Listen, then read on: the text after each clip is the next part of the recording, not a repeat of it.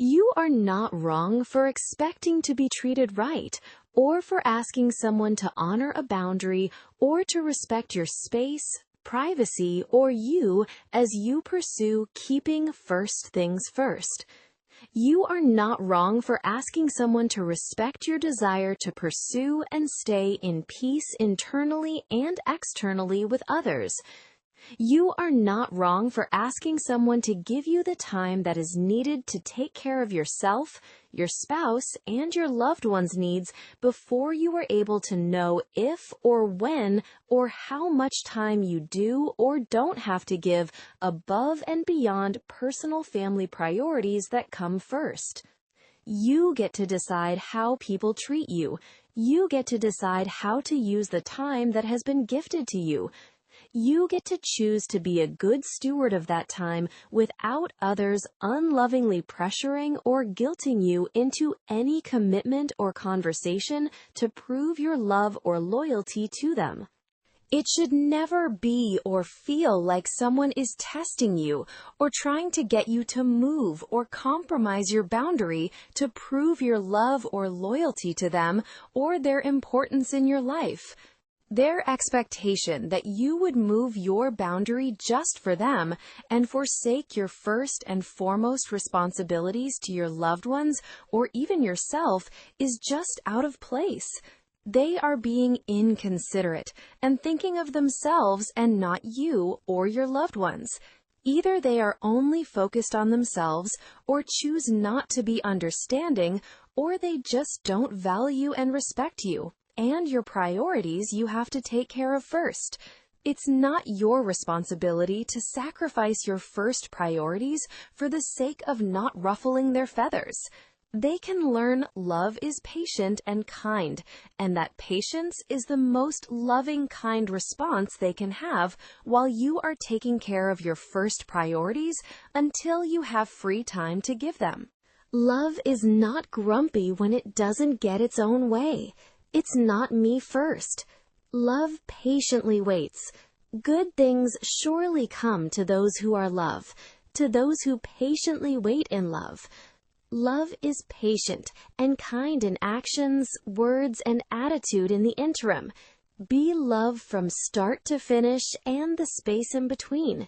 You cannot be a part of other equations, subtracting yourself from being a part of the most important equations first. We are responsible for ourselves, our spouses, family, and loved ones to whom we are first committed. When extra time presents itself, we have spare time to share with others, but first things come first.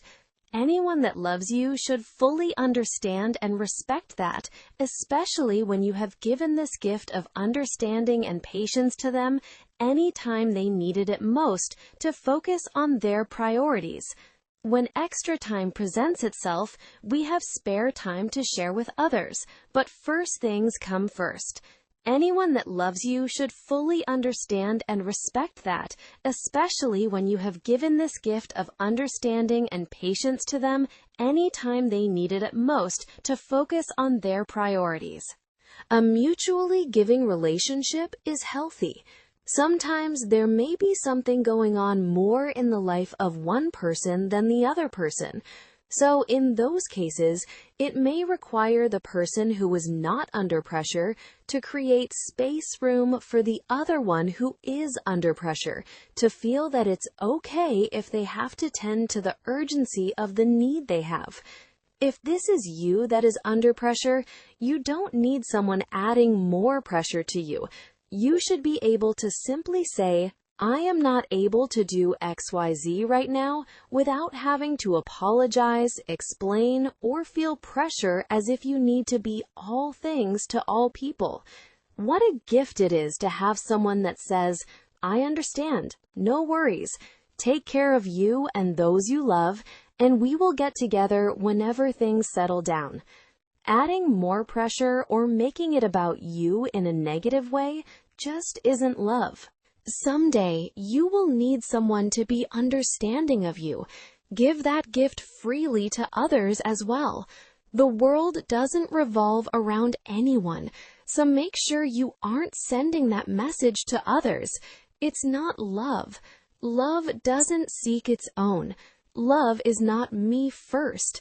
Love doesn't look like or sound like pressure, force, guilt-tripping, shaming, controlling, or manipulating someone passively or aggressively into anything, not a relationship or a favor, etc.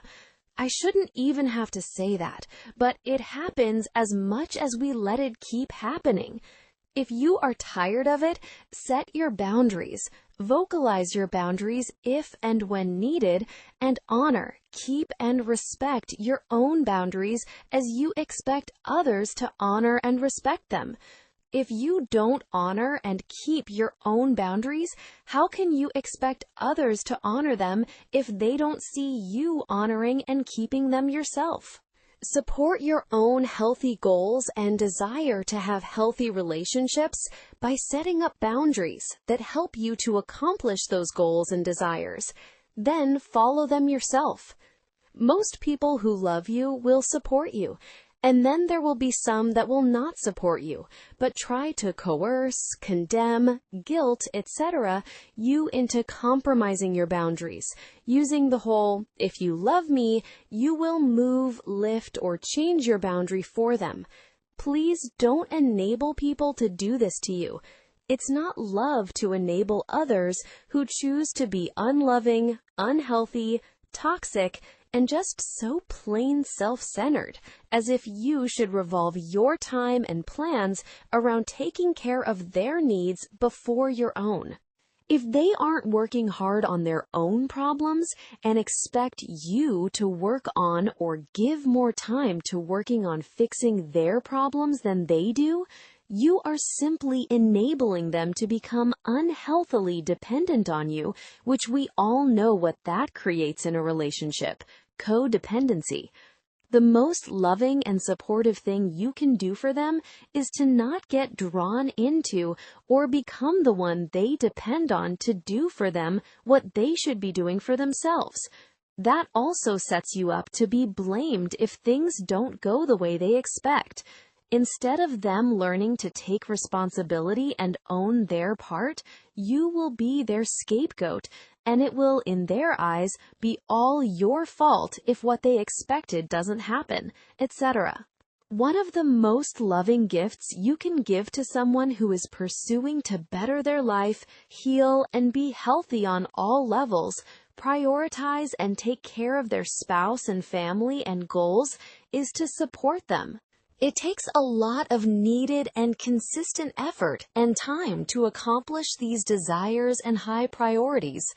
There is a lot to balance out, and time that goes into taking care of yourself and also those within your home that is not always understood or seen from the outside. So decide in your heart you will give them the time, room, and space needed to take care of those priorities first. Decide you won't take it personally, judge, or make it about you if you have to wait your turn before they are able to get back to you, text or call you, meet with you, etc. You will 100% feel bad and sad if you make their temporary unavailability about you in a negative way. That's not supportive, helpful, or healthy at all for the relationship. That kind of pressure is just damaging.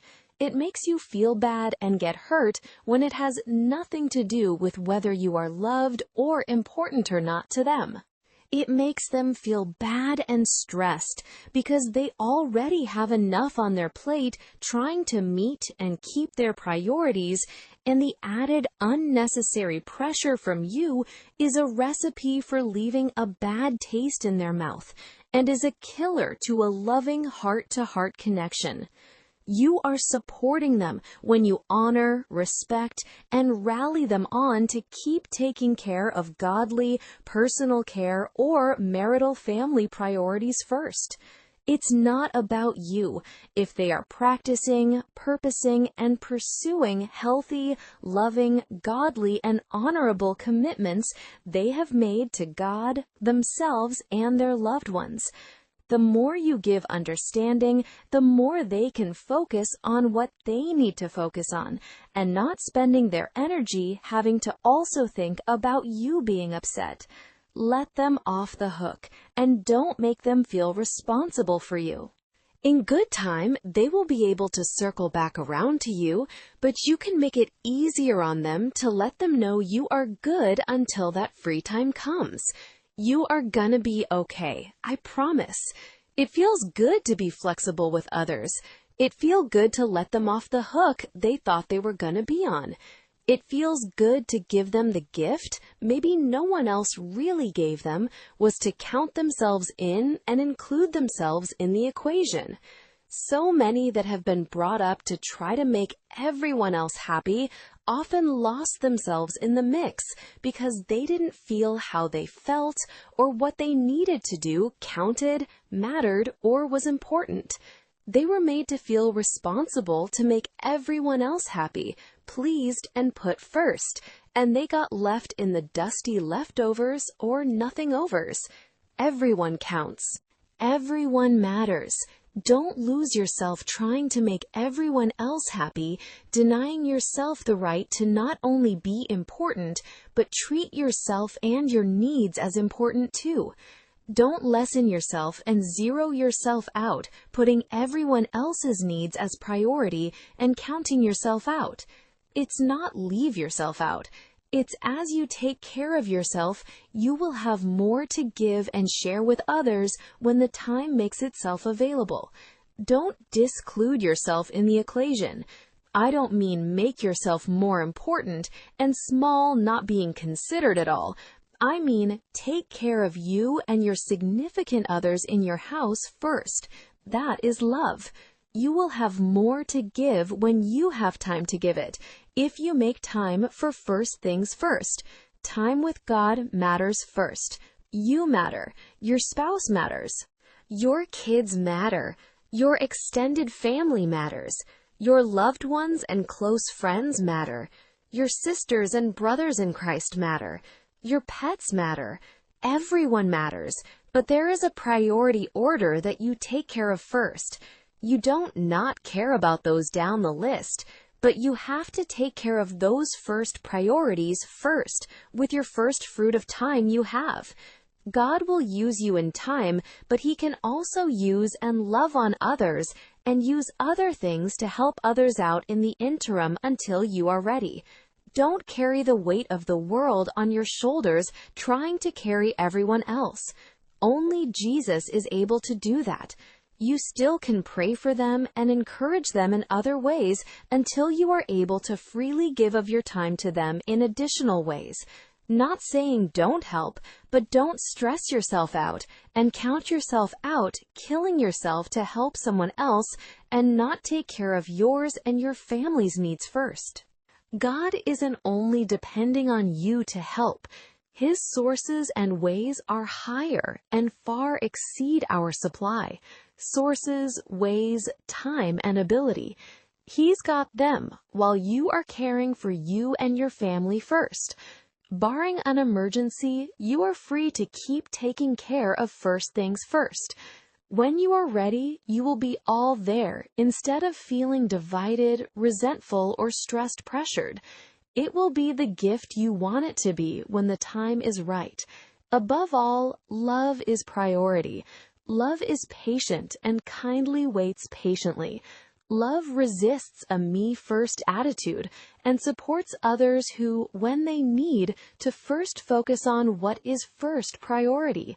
When the time is right and available, the more lovingly patient and kind you are in the waiting with them, the more free they are to fully focus on being there for you when they are able to.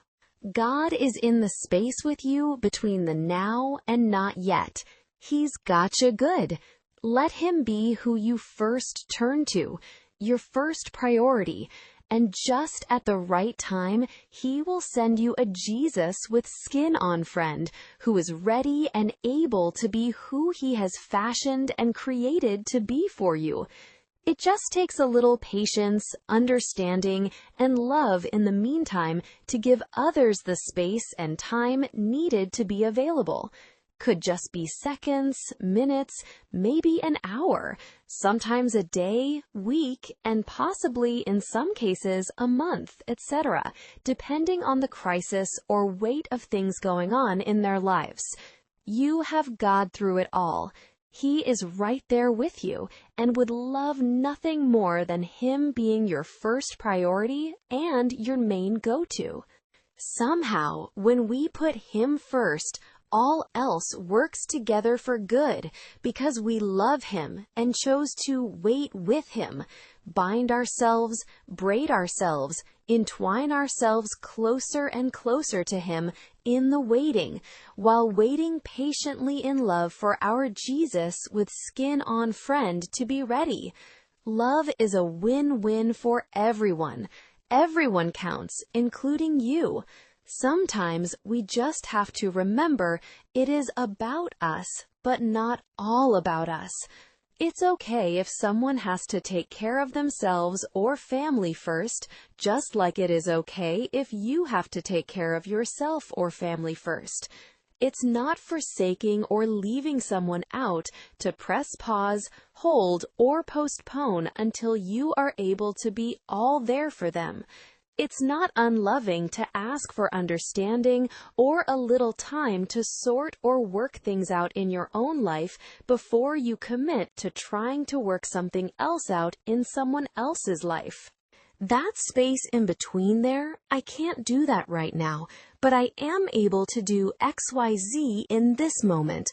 Maybe it's prayer, for example, until I am able to do ABC at some point later. It's okay. You got this. May love return back to you on many waves. Sowing into taking care of yourself and your spouse and family is our first ministry and is pleasing to the Lord. It will give you full love buckets to pour out to others in God's perfect timing. Love to all of you. My favorite is loving you and encouraging you to love God, yourself, and others with His love. You are important. You matter. You are precious and worth being treated your full value and worth. Don't treat yourself less than you deserve, and treat others the way you would love to be treated, with love, kindness, patience, and understanding. Everyone should give and receive these gifts to one another. Your importance God made you with is not minimized no matter what. Others may not be able to be there for you until they are able, but the best gift is knowing God always is with you and loves to be your very present helper in your time of need, which is in a greater way than anyone on this earth is able to ever be for you. Thank you to each of you who have ever been there for me when you are able, and to what extent you have been there for me. I just appreciate the gift of you and your love foremost. Just knowing you would if you could, and that your love is with me, is the most precious gift of all. I don't ever expect anything, but I do thank you if and when you are able, to whatever degree you are able, to be love to me. Just knowing you love me is enough. That's the best gift you could ever give, just knowing and feeling that. Love to you all and to all the love in my heart to you. I will be here for you best I am able to, in whatever way or timing I am able to be. Thank you for your love, and patiently waiting with me in the space between heart to heart in His love. Momo Smiley.